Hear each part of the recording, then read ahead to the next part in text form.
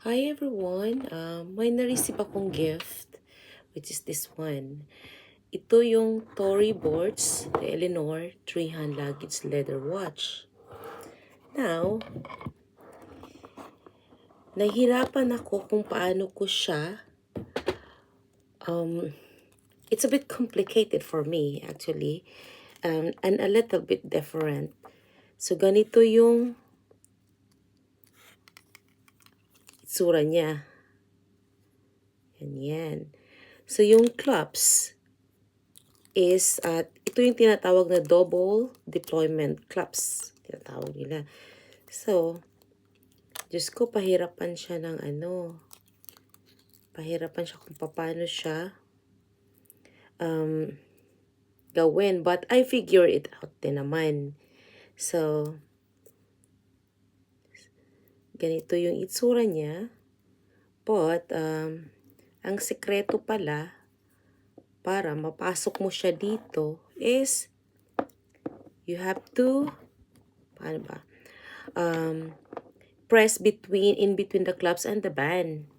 Parang ganon. So, ganyan siya.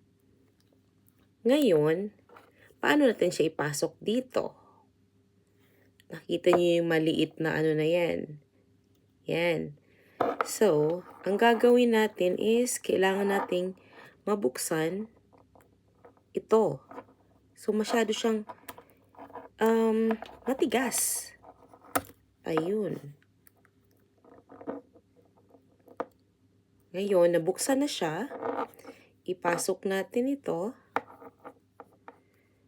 So, ganyan. Ngayon, pasok sa butas.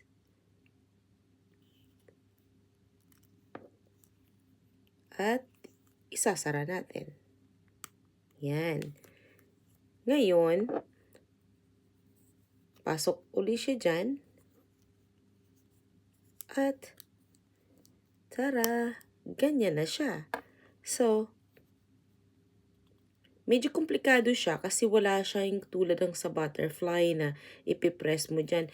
Pero ang sikreto pala niyan is ganito lang. Yan. So, gagawin mo rin siya sa kabilang side, which is the same.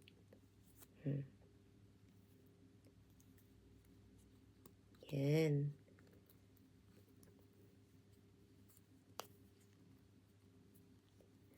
Na-figure out ko rin.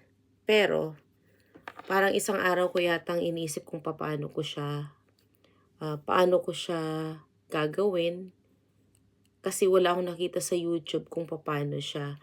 Hindi katulad nito, sa suot ko na butterfly siya na ipipress mo lang siya ng ganito at nabubuksan na. So, komplikado,